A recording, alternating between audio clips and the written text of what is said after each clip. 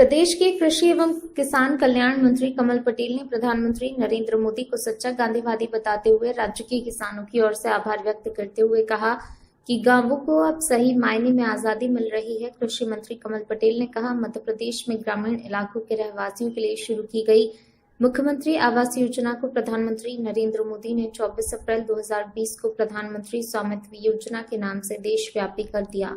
इस योजना में मुख्यमंत्री आवास योजना की तरह ग्रामीणों को उनकी जमीन का मालिकाना हक प्रदान करना शामिल है। प्रधानमंत्री मोदी कल 11 अक्टूबर को वीडियो कॉन्फ्रेंसिंग के माध्यम से देश भर में किसानों को उनकी जमीन का मालिकाना हक सौंपेंगे।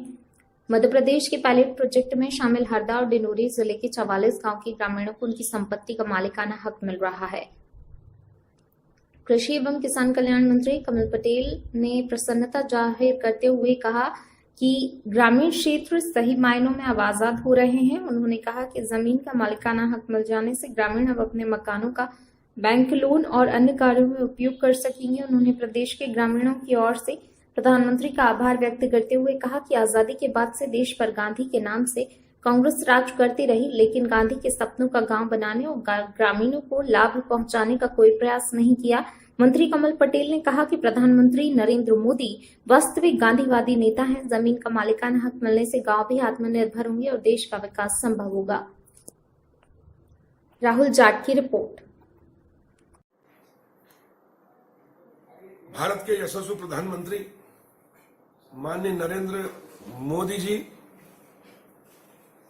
11 अक्टूबर को एक नया इतिहास रचने जा रहे हैं। महात्मा गांधी जी के सपने को साकार करने जा रहे हैं, दीनदयाल जी के सपने को साकार करने जा रहे हैं और सही मायने में गांव की आबादी का मालिकाना हक प्रधानमंत्री स्वामित्व योजना के तहत आजाद भारत के 73 साल बाद उनका गांव के लोगों को उनका हक दिलाने का काम प्रधानमंत्री जी ने किया है। उसके लिए मैं प्रधानमंत्री जी का हार्दिक अभिनंदन करता हूं। ये ऐतिहासिक दिन होगा 11 अक्टूबर। 15 अगस्त 47 को देश आजाद हुआ, लेकिन गांव को आजादी दिलाई है मोदी जी ने 24 अप्रैल 2020 को और उसकी नींव रखी थी।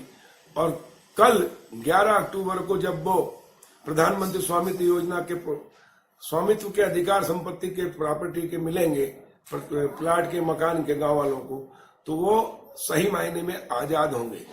अब गांव के विकास के द्वार खुलेंगे, गांव के लोगों की तकदीर और तस्वीर बदलेगी, दशा और दिशा बदलेगी।